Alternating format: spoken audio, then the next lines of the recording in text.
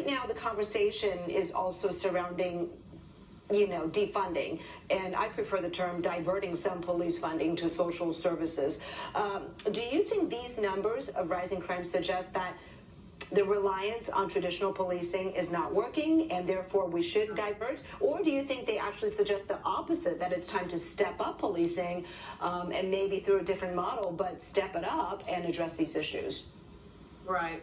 I think there's so much in that whole thing. I actually prefer reimagining policing, because I think where we're going, and I am very grateful that our city leaders did not just sort of bend to the diverting, defunding, abolishing policing rhetoric, but really dug down, and I think are working not only with our department, but clearly within the community and our political leaders to say, what are those things in this transformational moment in policing that could be better done by an alternative service delivery? I will tell you that there's not a cop that really understands or believes that we are the best to respond to some of the things we become the default in: mental health calls, homelessness calls, those things that are safety net service calls. We go because we've been the default. So we fully encourage and hope that there will be alternative services stood up. But I will tell you something, at least about Oakland PD. I won't speak for any other agency at this point, but in Oakland,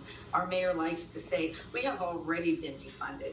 We have the lowest numbers of officers per violent crime in the country. I can tell you, and it pains me to see that low-level calls for service sometimes have a 3 to 6 hour wait.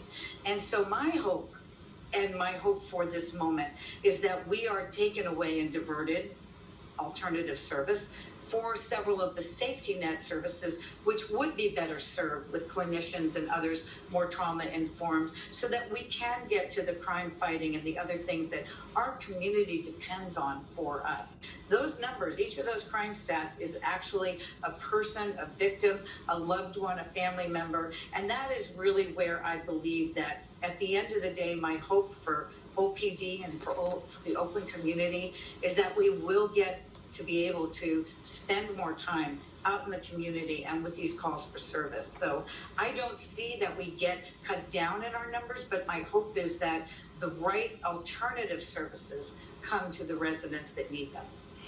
All right, Interim Oakland Police Chief Susan Manheimer, thank you so much for sharing your thoughts and some of the insights into how the department is evolving. Really appreciate the conversation. Take good care. Thank you so much. Take care. Bye-bye.